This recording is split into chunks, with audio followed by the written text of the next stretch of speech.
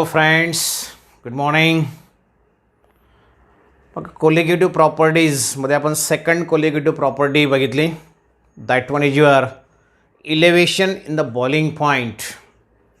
And here today we are going to discuss about or just to calculate the molar mass of solute by using the second colligative property, and that one is your elevation in the boiling point. Therefore consider here the numericals based on second colligative property, elevation in the boiling point.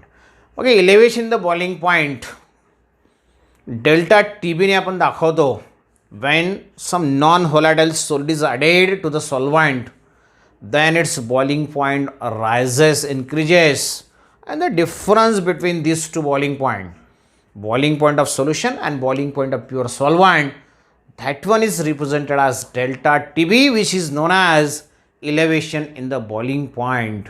Okay, मग कुठले कुठले equations आपण या ठिकाणी use करू शकतो to calculate the molar mass by using this colligative property. The very first equation for that one is your already बघा आपण कालच्या लेक्चरला बघितलं आहे. Delta TB is directly proportional to m, म्हणून प्रोपोर्शनॅलिटी साइन काढून आपण त्या ठिकाणी KB ठेवला आहे. KB काय असतोय तुम्हाला माहिती आहे. KB is your molar elevation constant और it is also called as ebullioscopic constant. त्याचं युनिट मित्रांनो तुम्हाला माहिती आहे. KBचं युनिट आहे केल्विन kg मोल इन्व्हर्स. तो नेहमी केल्विन kg मोल इन्व्हर्समध्ये असणार. kg फार महत्त्वाचं आहे ठिकाणी. Kelvin may be change to degree Celsius. Okay, बघा आता इक्वेशन आपल्याला यूज करायचं delta TB equal to KB into m. हे एक इक्वेशन आहे. किंवा एमची व्हॅल्यू जर आपण पुटअप केली तर ह्याच इक्वेशनला कसं लिहिणार तुम्ही. Delta TB equal to KB into m. m is the molality. Molality means number of moles of solute. Number of moles of solute कशाने दाखवणार. W2 divided by M2 per kg of solvent. kg of mass of solvent तुम्ही W1 ने दाखवणार. Okay, तर याला तुमचं delta TBचं equation. मग ह्याच इक्वेशनला तुम्ही असं पण लिहू शकतात, बरोबर आहे.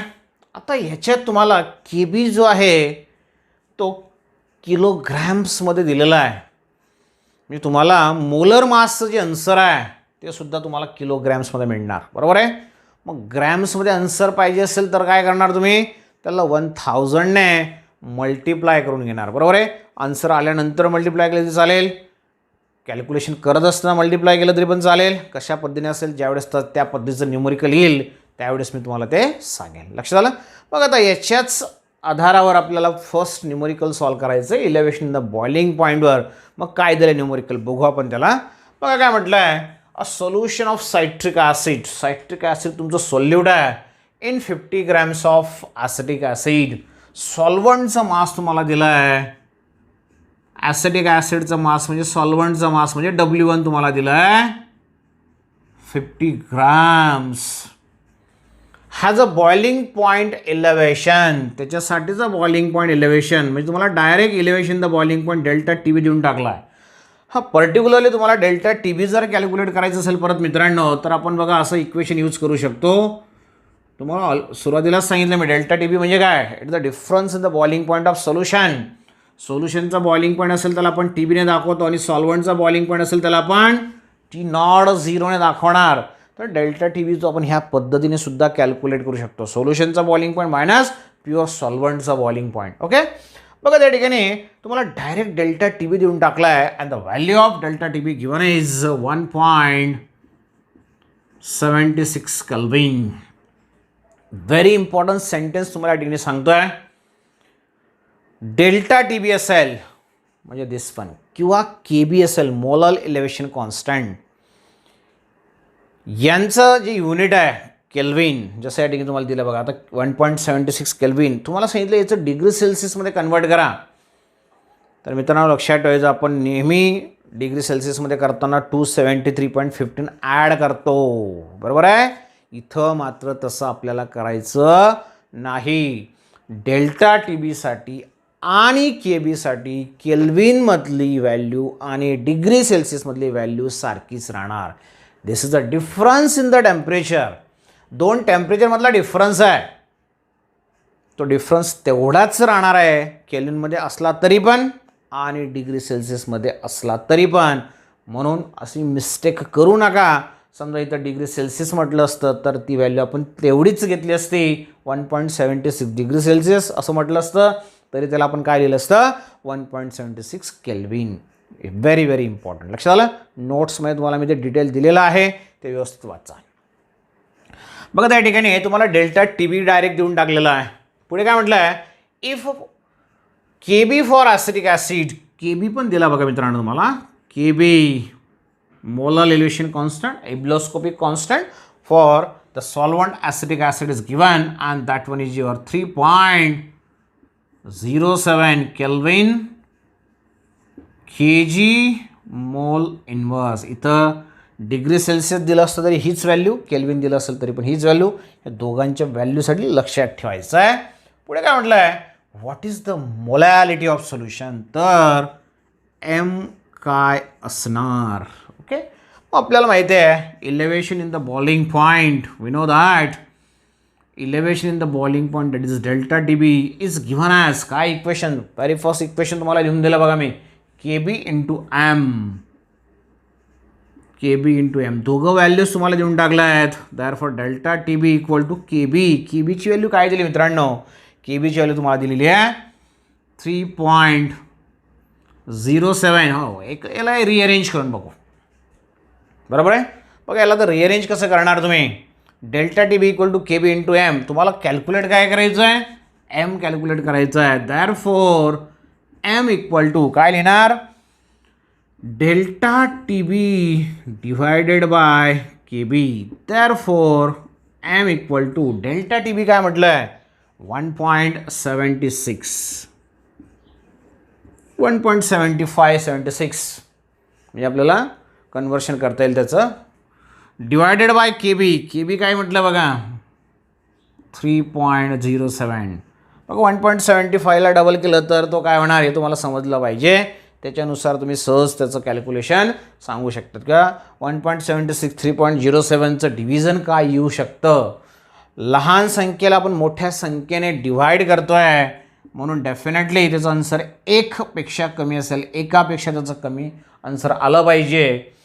हा भागाकार जर तुम्ही व्यवस्थित केला तर तुम्हाला आन्सर मिळेल मित्रांनो 0.573. करून बघायचं कॅल्क्युलेशन. मग मोलॅलिटीची व्हॅल्यू तुम्हाला दिली, आपण कॅल्क्युलेट केली आहे. मग मोलॅलिटी कशामध्ये एक्सप्रेस करतो आपण, simple it is moles K G inverse किंवा मोल्स पर के जी. तर मित्रांनो ह्या पद्धतीने खूप सिम्पल असं न्यूमरिकल तुम्हाला दिलेलं होतं. सहज तुम्हाला मोलॅलिटी कॅल्क्युलेट करता आली.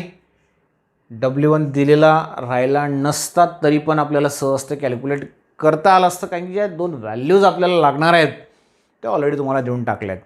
पण प्रत्येक याच्यामध्ये तुम्हाला W1 लागणार नाही असं नाही आहे मित्रांनो, लक्षात आलं. तर असे वेगवेगळे न्यूमरिकल्स आपल्याला ठिकाणी बघायचे आहेत. ठीक आहे.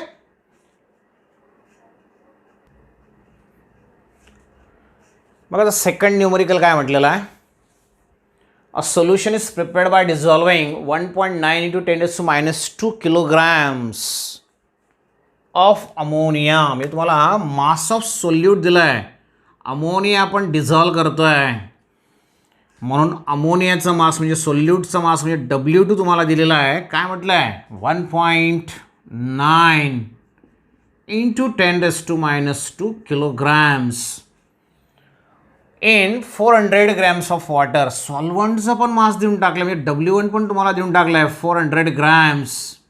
याला जर तुम्ही किलोग्रॅम्समध्ये कन्वर्ट केलं मित्रांनो तर काय होईल याची व्हॅल्यू 400 × 10⁻³ kilograms. याचं पण कन्वर्शन 10⁻³ मध्ये केलं तर काय होऊन जाईल 19 × 10⁻³ kilograms. लक्षात आलं. हे कन्वर्शन तुम्हाला समजलं पाहिजे. आता 12वीचे स्टुडंट आहेत तुम्ही. ओके. बघा याची व्हॅल्यू आपण कमी केली 10⁻³ म्हणजे बरोबर कमी केली म्हणून याची व्हॅल्यू वाढवली 19 झाला तो 1.9चा. जेवढी याची व्हॅल्यू तुम्ही कमी करणार तेवढी याची व्हॅल्यू वाढली पाहिजे त्या टाईम्समध्ये. बघा आता W1 W2 तुम्हाला दिले. पुढे काय म्हटलं आहे, calculate elevation in boiling point. म्हणजे तुम्हाला डेल्टा टी बी जो आहे हा कॅल्क्युलेट करायचा आहे. Elevation the boiling point. If K B for water, K B पण देऊन टाकला आहे. K B for water is 0.52 kelvin K G mole inverse. मग इथं या ठिकाणी W2 काय म्हटलं बघा मित्रांनो, तुम्हाला अमोनियाचं मास तुम्हाला दिलं आहे. अमोनिया तुमचं सोल्यूट आहे. मग या सोल्यूटचं मोलर मास M2 तुम्हाला माहिती असलं पाहिजे. कारण की सोल्यूट काय आहे ते तुम्हाला देऊन टाकलं आहे. मग अमोनियाचा फॉर्म्युला जर तुम्हाला माहिती असेल सहज त्याचं मोलर मास तुम्हाला सांगता येईल. Therefore M2 means molar mass. कोणाचं मोलर मास घेतोय आपण, अमोनियाचं. एका नायट्रोजनचं 14, 3 हायड्रोजनचं 3, 14 + 3 किती होऊन जाईल ते 17. पण हे कशामध्ये आलं मित्रांनो, ग्रॅम्स पर मोल. यालाच तुम्ही कशामध्ये कन्वर्ट करू शकतात, 17 × 10⁻³ kg पर मोल. सर्व युनिट्स आपण के जीमध्ये कन्वर्ट करून घेतले. मास जे तुम्हाला दिलेलं आहे ते बरोबर आहे. आता तुम्हाला काय विचारलं, डेल्टा टी बी विचारला आहे. मग इक्वेशन तुमच्या समोर आहे मित्रांनो. Therefore here we know that delta T B equal to K B × M. म्हणजे तुम्हाला आता हे इक्वेशन वापरावं लागेल. एमची व्हॅल्यू काय आहे तुमची, W2 divided by M2 × W1. सर्व व्हॅल्यूज तुम्हाला माहिती आहेत. Therefore delta T B equal to K B. K B काय म्हटलं आहे, 0.52 × W2. W2 काय दिलं मित्रांनो बघा, 19 × 10⁻³ ओके.